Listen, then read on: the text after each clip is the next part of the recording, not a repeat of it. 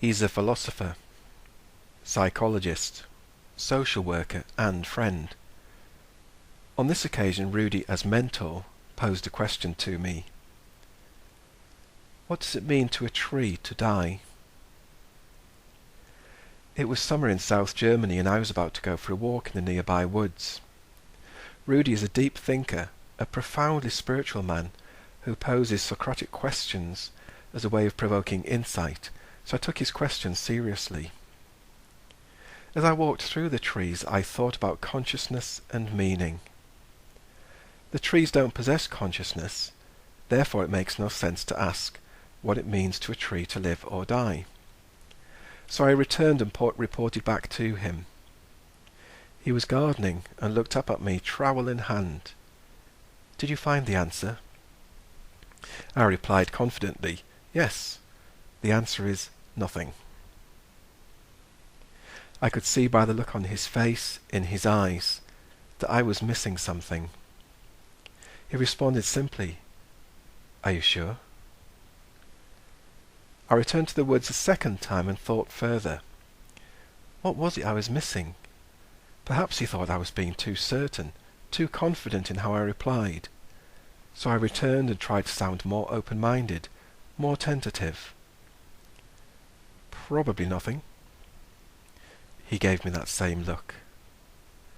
Now I felt confused, frustrated, so I walked back up the hill into the woodland and this time tried to imagine, see and perceive through fresh eyes. In doing so, I somehow became aware of how limited my awareness, knowledge, thinking and experience is, and returned feeling humbled. I spoke more thoughtfully this time. I don't know. Rudy smiled at me. Now you have found the beginning of wisdom. You see, we make so many assumptions about life, reality, truth, God, ourselves, others. Arrogant assumptions based on limited perspective, understanding and experience. A tree doesn't have consciousness in the way we understand it. It doesn't cry out when chopped down. It doesn't act in the same way as we might, and so we conclude it doesn't experience living or dying in a way that is meaningful for it.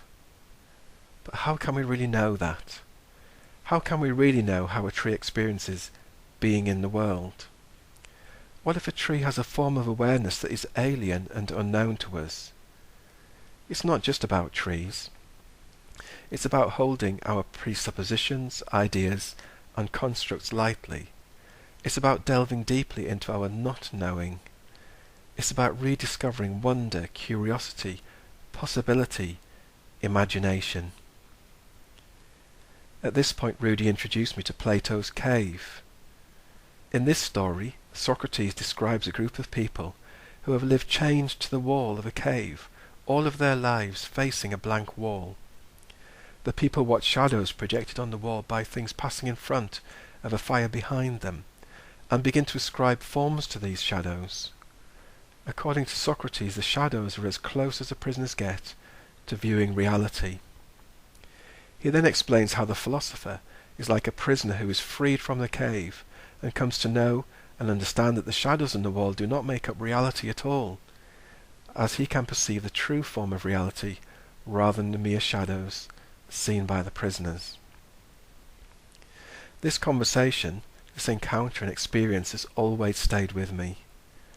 I can still see Rudy kneeling in the garden with trowel in hand, posing his questions patiently and with conviction, provoking insight. He prompted a seeking, a journey akin to the agnostic's quest in Mark Vernon's book After Atheism. It reminded me that such things are not always as they seem, that reality and truth can be so much more intriguing, complex, fascinating, and bewildering than we tend to assume. That God does reveal and touch us, but that we should be aware of imposing our human constructs and limitations onto Him. That to approach life with open mind and heart can be a truly enriching adventure.